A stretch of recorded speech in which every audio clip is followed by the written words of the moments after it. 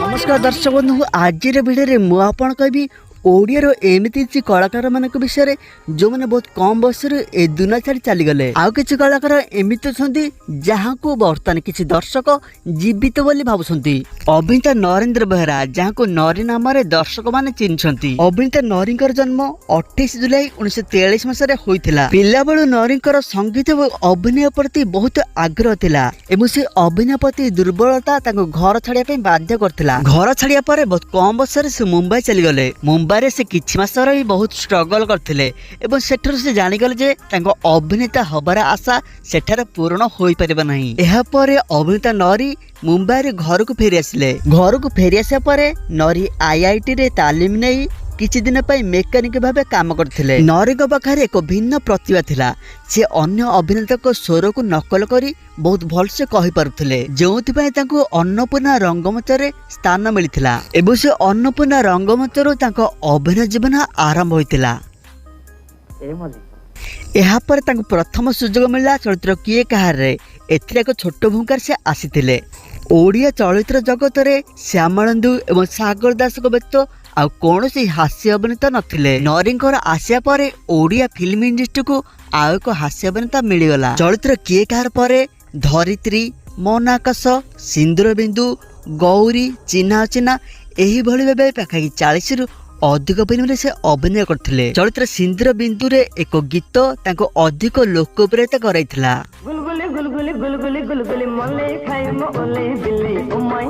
1988 मसीह चलचित्र कन्यादान पाई तांको श्रेष्ठ हास्य अभिनेता भाबे राज्य चलचित्र पुरस्कार मिलिथिला।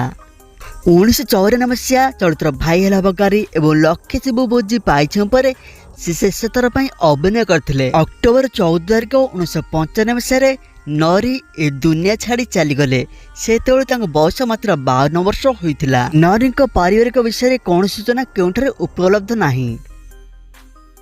दर्शक बंधु नरी पर ओडिया फिल्म इंडस्ट्री को आउ एक हास्य अभिनेता आसीथिले।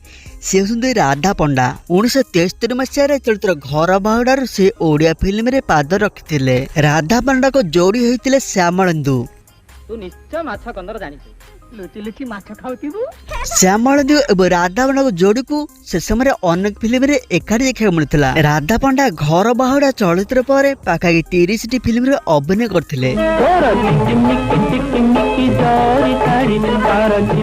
राधा पंडा चलचित्र भक्तशाला को निर्माण करथिले एवं एही चलचित्र मध्ये से समय सुपरहिट हेतिला। 1987 मसीह मात्र 46 वर्ष राधा पंडा को देहांत हो गला एवं अभिनेता नरी भली ओडिया फिल्म इंडस्ट्री आउ एक हास्य अभिनेता को हरईदेला। राधा पंडा को पुओ जीवन पंडा बर्तमान ओडिया फिल्म इंडस्ट्री काम करछंती। राधा पंडा को मृत्यु समय जीवन पंडा को मात्र 14 रु 15 वर्ष होइतिला। दर्शक बंधु एही दुई अभिनेता को किछि दर्शक बर्तमान जीवित बोली भावुछंती किंतु तांकर देहांत होई सारछि।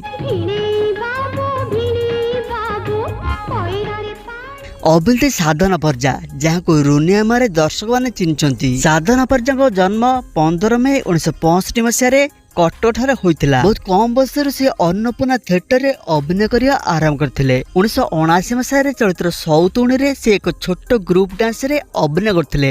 एहार 2 वर्ष पर मात्र 16 वर्ष रे चलचित्र 82 झाड़ से अभिनय करियार सुजोग पाइले। एही 82 झाड़ चलचित्र रे साधना पर्जा एवं राधा पंडा एक गीत बहुत सुपरहिट हेतिला। एही बड़ी भाबे निज फिल्म कैरियर आरंभ करते साधना पर्जा।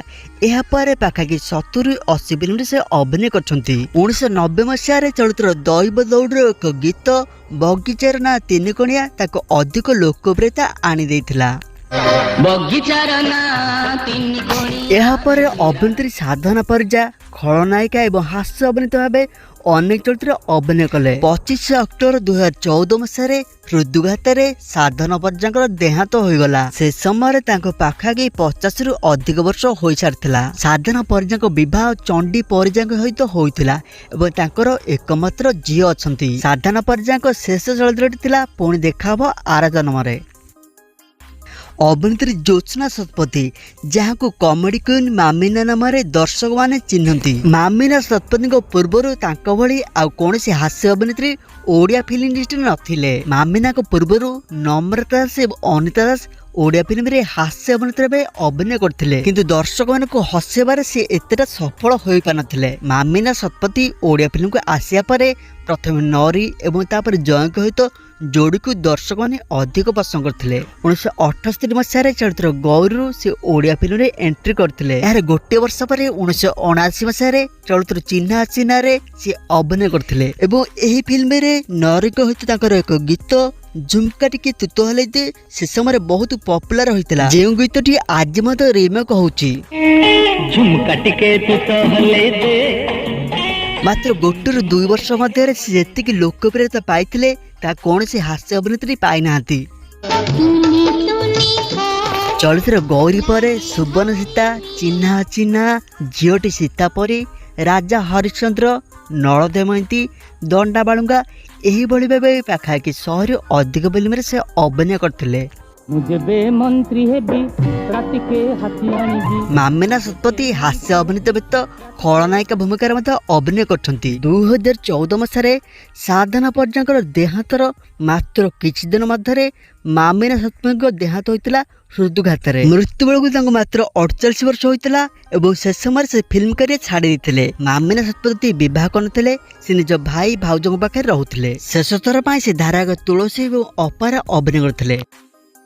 ଏହିଭଳି ବହୁତ କମ୍ ବୟସରୁ ଦୁନିଆ ଛାଡ଼ି ଚାଲିଯାଇଥିବା ଆଉ ଏକ କଳାକାର ଜଣକ ଥିଲେ ଶୁଭାକାନ୍ତ ସାହୁ, ଯାହାଙ୍କୁ ପପୁ ନାମରେ ଆପଣ ଜାଣିଛନ୍ତି। ଓଡ଼ିଆ ଆଲବମ୍ ଇଣ୍ଡଷ୍ଟ୍ରିର ଜଣେ ସଫଳ ନାୟକ ଥିଲେ ପପୁ। ଆଲବମ୍ ପରେ ଚଳଚ୍ଚିତ୍ର ପ୍ରଥମ ପ୍ରେମ ଏବଂ ଧାରାବାହିକ ପରିଚୟରେ ସେ ଅଭିନୟ କରିଥିଲେ। 2022 ମସିହା ହୋଲି ପର୍ବ ଦିନ ତାଙ୍କର ଦେହାନ୍ତ ହୋଇଥିଲା ଭୁବନେଶ୍ୱର ଠାରେ। ମୃତ୍ୟୁ ବେଳକୁ ତାଙ୍କୁ ମାତ୍ର 28 ବର୍ଷ ହୋଇଥିଲା।